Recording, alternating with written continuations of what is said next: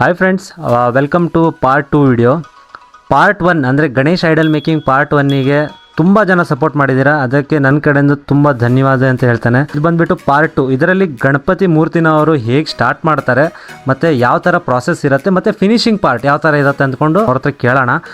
So ಇದು ಬಂದುಬಿಟ್ಟು ಮಣೆ, ನಮ್ಮ ಸೈಡೆಲ್ಲ ಮಣೆ ಅಂತ ಹೇಳ್ತಾರೆ. ಇದಕ್ಕೆ ರಾಡ್ ಇರುತ್ತೆ. ಇದು ಕಮಿಟಿಯವರೇ ಕೊಟ್ಟಿರ್ತಾರೆ ಮಣೆ ಮತ್ತು ರಾಡ್ನ. ಈ ರಾಡ್ ಪರ್ಪಸ್ ಏನು ಅಂದರೆ ಇದು ಸ್ಟ್ರೆಂತ್ ಸಲುವಾಗಿ. ಗಣಪತಿ ಮೂರ್ತಿ 5 ಇಂದ 6 ಫೀಟ್ ಇರೋದ್ರಿಂದ ಅದಕ್ಕೆ ಸ್ಟ್ರೆಂತ್ ತುಂಬ ಮುಖ್ಯ. ಈ ರಾಡ್ನ ಅವ್ರು ಕೊಟ್ಟಿರ್ತಾರೆ ಮತ್ತು ಈ ಥರ ಮಣೆ ಅವ್ರು ತಂದು ಕೊಟ್ಟು ಹೋಗಿರ್ತಾರೆ. ಅದಕ್ಕೆ ಅವ್ರು ಪ್ರಾಸೆಸ್ ಮಾಡಿ ಇದ್ರ ಮೇಲೇ ಗಣಪತಿ ವಿಗ್ರಹನ ಮಾಡೋದು. ಇವಾಗಲೇ ಪ್ರಾಸೆಸ್ ಸ್ಟಾರ್ಟ್ ಮಾಡಿದ್ದಿದೆ. ಅವ್ರ ಹತ್ರ ಕೇಳೋಣ ಯಾವ ಥರ ಪ್ರಾಸೆಸ್ ಇರುತ್ತೆ ಅಂದ್ಕೊಂಡು ಬನ್ನಿ ಫ್ರೆಂಡ್ಸ್. ಇವಾಗ ಅವ್ರು ಆಗಲೇ ಪ್ರಾಸೆಸ್ನ ಸ್ಟಾರ್ಟ್ ಮಾಡ್ಕೊಂಡಿದ್ದಾರೆ. ಇವ್ರ ಹತ್ರ ಕೇಳೋಣ. ಅವರು ಇದು ಇವಾಗ ಸ್ಟಾರ್ಟ್ ಅಂದ್ರೆ ನಾನು ಇವಾಗ ಮನೆ ಬಗ್ಗೆ ಎಲ್ಲ ಎಕ್ಸ್ಪ್ಲೇನ್ ಮಾಡಿದ್ದೀನಿ, ಯಾವ ಥರ ತಂದು ಕೊಡ್ತಾರೆ, ಆ ರಾಡ್ ಯಾವುದಕ್ಕೆ ಅಂತ ಹೇಳಿ. ಪ್ರಾಸೆಸ್ ಹೆಂಗೆ ಮಾಡ್ತೀರಾ ಅಂತ ಹೇಳಿ. ಪ್ರಾಸೆಸ್ ಅಂದ್ರೆ ಆ ನಮ್ಮನೆ ಮನೆ ಇರ್ತದೆ. ಅದಾದ ನಂತರ ನಾವು ಈ ರಾಡನ್ನು ಯಾಕೆ ಇಟ್ಕೊಳ್ತೇವೆ ಹೇಳಿದ್ರೆ ಗಣಪತಿ ಪೊಕ್ಕಳ ಮಾಡ್ತೇವೆ. ಇದು ನಮ್ಮದು ಸಿಂಹಾಸನ ಬೇಸು. ಇದು ಸಿಂಹಾಸನ ಅಂತೀವಿ ನಾವು. ಇಷ್ಟು ಮಾಡಿ ಹಾಗೂ ಈ ಕಾಲನ್ನು ಈ ಥರ ಒಂದು 4 ದಿವಸ ಮೊದಲೇ ಪೊಕ್ಕಳ ಮಾಡಿ ಇಟ್ಕೊಳ್ತೇವೆ. ಹಾಗೂ ಈ ಗಣಪತಿಯನ್ನು ಟೋಟಲ್ ಪೊಕ್ಕಳು ಯಾವ ರೀಸನಿಗೆ ಅಂದರೆ ಫುಲ್ ಅಖಂಡ ಮಾಡಿದರೆ ವೇಟ್ ಆಗತ್ತೆ, ಹೊತ್ಕೊಂಡು ಹೋಗ್ಲಿಕ್ಕೆ ಆಗೋದಿಲ್ಲ.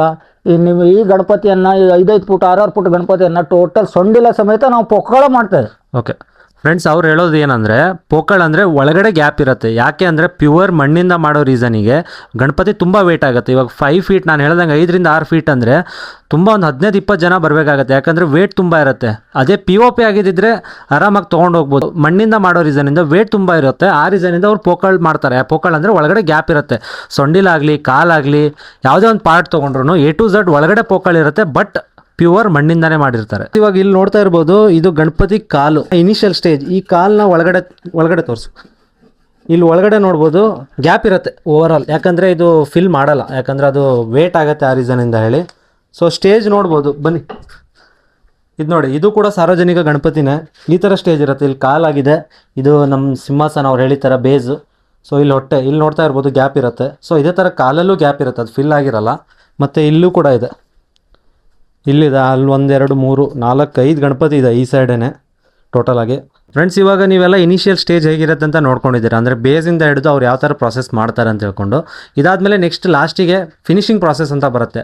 ಅದ್ರ ಮಿಡ್ಲಲ್ಲಿ ಒಂದು ಪ್ರಾಸೆಸ್ ಏನಿರುತ್ತೆ ಅಂದರೆ ಗಣಪತಿ ಇವಾಗ ಇನಿಷಿಯಲ್ ಸ್ಟೇಜ್ ಆದಮೇಲೆ ಅದು ಎಷ್ಟು ದಿನ ಡ್ರೈ ಆಗಬೇಕು ಅನ್ನೋದು ಅವ್ರಿಗೆ ಗೊತ್ತಿರುತ್ತೆ. ಯಾಕಂದರೆ ಅದ್ರ ನಂತರನೇ ಅವ್ರು ಫಿನಿಶಿಂಗ್ ಸ್ಟಾರ್ಟ್ ಮಾಡೋದು. ಅವ್ರ ಹತ್ರ ನಾವು ಕೇಳಿ ತಿಳ್ಕೊಳ್ಳೋಣ ಅದು ಯಾವ ಥರ ಪ್ರಾಸೆಸ್ ಅವ್ರು ಫಿನಿಶಿಂಗ್ ಮಾಡ್ತಾರೆ ಮತ್ತು ಅವ್ರು ಎಷ್ಟು ದಿನ ಆ ಗಣಪತಿನ ಡ್ರೈ ಆಗಲಿ ಕೊಡ್ತಾರೆ ಅಂತ ಹೇಳ್ಕೊಂಡು ಬನ್ನಿ.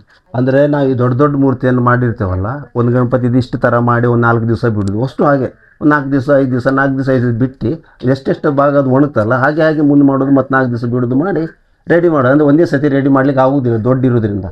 ಹಾಗಂತೇಳಿ ಈ ಸೈಜಿಂದ ಏನು ಗಣಪತಿ ಇದೆಯಲ್ಲ ಅದಕ್ಕೆ ಯಾವುದೋ ಒಂದು ಪ್ರಾಬ್ಲಮ್ ಇರೋದಿಲ್ಲ. ಒಂದೇ ದಿವಸ ಟೋಟಲ್ ರೆಡಿ ಮಾಡಿ ಒಂದು ಕಡೆ ಇಟ್ಟು ಬಿಡ್ತೇವೆ. ಅದು ಚೌತಿ ಹಬ್ಬ ತನಕ ಅದು ಒಣಗ್ತದೆ. ಅದ್ರ ಬಗ್ಗೆ ಯಾವುದೋ ಒಂದು ಸಣ್ಣ ಗಣಪತಿಗೆ ಪ್ರಾಬ್ಲಮ್ ಇರೋದಿಲ್ಲ ಡ್ರೈ ಆಗೋದ್ರ ಬಗ್ಗೆ. ಅಂದರೆ ದೊಡ್ಡ ಗಣಪತಿಗಾದರೆ 4 ದಿನ ಬಿಟ್ಟು ನೀವು ಬಿಟ್ಟು ಮಾಡಿದರೆ ಅಂದರೆ ನಮಗೂ ಕೆಲಸಕ್ಕೂ ಅನುಕೂಲ ಆಗ್ತದೆ. ಮತ್ತು ಪೂರ ಟೋಟಲ್ ಆಗಿ ಗಣಪತಿ ಗಟ್ಟಿಯಾಗಿರುತ್ತೆ, ಒಣಗ್ತದೆ ಅಂತ ಹೇಳಿ. ಫ್ರೆಂಡ್ಸ್, ಇವಾಗ ಸ್ಟೇಜ್ ಎಲ್ಲ ನೋಡಿದ್ದೀರಾ ಯಾವ ಥರ ಇರುತ್ತೆ ಅಂತ ಹೇಳಿ. ಇವಾಗ ಇವರು ಕೂಡ ಇಲ್ಲೊಂದು ಗಣಪತಿಗೆ ಫಿನಿಶಿಂಗ್ ಮಾಡ್ತಾ ಇದ್ದಾರೆ. ಅಂದರೆ ಓವರ್ ಆಲ್ ಫಿನಿಶ್ ಅಲ್ಲ. ಸೊ ಇದು ಕೂಡ ಫಿನಿಶಿಂಗ್ ಸ್ಟೇಜೇನೆ. ಇದು ನಾವು ಕೈಯಿಂದ ಮಾಡ್ತಾ ಇರಬೇಕಾದ್ರೆ ನಮ್ಮ ಕೈದು ಮಣ್ಣೆ ಅಲ್ಲಿ ಇಲ್ಲಿ ತಾಗಿ ಸ್ವಲ್ಪ ರಫ್ ಇರ್ತದೆ. ಅದಕ್ಕೆ ನಾವು ನಮ್ಮ ಭಾಷೆಯಲ್ಲಿ ಹತ್ಯಾರ ಅಂತೇವೆ. ಹತ್ಯಾರ ಇದಕ್ಕೆ ಇದನ್ನು ತೊಗೊಂಡು ಸರಿಯಾಗಿ ಇದೆಲ್ಲ ಈ ಥರ ನೈಸ್ ಮಾಡಿ ಅಷ್ಟು ಕ್ಲೀನ್ ಆದ ನಂತರ ನೀರು ಹೊಡೆಯೋದಂತ ಇರ್ತದೆ.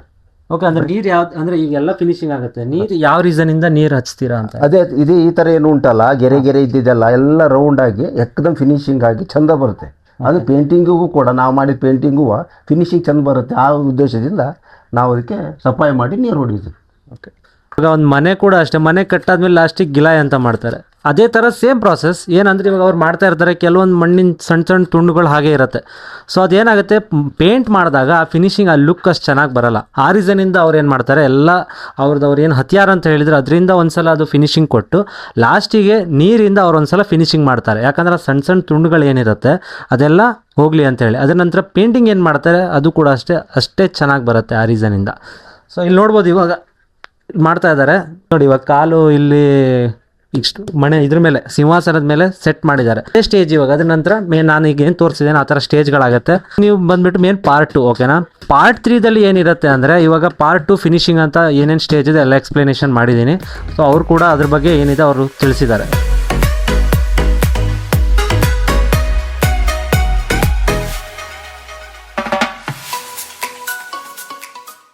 ಫ್ರೆಂಡ್ಸ್, ಇವಾಗ ಪಾರ್ಟ್ 2ದಲ್ಲಿ ನೀವು ಸ್ಟೇಜ್ ಯಾವ ಥರ ಇರುತ್ತೆ ಅಂದ್ಕೊಂಡು ನೋಡಿದ್ದೀರಾ. ಸೊ ನನಗೆ ಎಸ್ಪೆಷಲಿ ಹೇಳಬೇಕು ಅಂದರೆ ಪಾರ್ಟ್ 1ದಲ್ಲಂತೂ ನಿಜವಾಗ್ಲೂ ತುಂಬ ನನಗೆ ಸಪೋರ್ಟ್ ಸಿಕ್ಕಿದೆ. ಸೊ ಜನರು ತುಂಬ ಹೇಳಿದ್ದಾರೆ ವಿಡಿಯೋ ತುಂಬ ಚೆನ್ನಾಗಿದೆ ಅಂದ್ಕೊಂಡು. ಅದೇ ಥರ ಈ ಪಾರ್ಟ್ 2 ಮಾಡಿದ್ದೇನೆ, ಇದಕ್ಕೂ ನಿಮ್ದು ಅದೇ ಥರ ಸಪೋರ್ಟ್ ಇರಲಿ.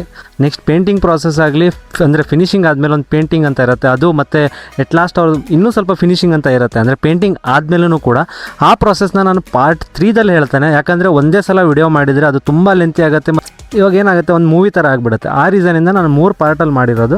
ಫಸ್ಟ್ ಇನಿಷಿಯಲ್ ಸ್ಟೇಜಲ್ಲಿ ಅವ್ರ ಇಂಟ್ರೊಡಕ್ಷನ್, ಪಾರ್ಟ್ 2ದಲ್ಲಿ ಬಂದುಬಿಟ್ಟು ಇವಾಗ ಮಾಡಿರೋದು ಸ್ಟೇಜಸ್ ಯಾವ ಥರ ಮಾಡ್ತಾರೆ ಅಂತೇಳಿ, ಪಾರ್ಟ್ 3 ಪೇಂಟಿಂಗ್ ಮತ್ತು ಫಿನಿಶಿಂಗ್. ಸೊ ಇವಾಗ ಎಸ್ಪೆಷಲಿ ಪಾರ್ಟ್ 2ಗೆ ನಿಮ್ಮದು ಸಪೋರ್ಟ್ ಇರಲಿ. ಸಿಗೋಣ ನೆಕ್ಸ್ಟ್ ವಿಡಿಯೋದಲ್ಲಿ. ಅಲ್ಲಿ ತನಕ ಬಾಯ್ ಬಾಯ್.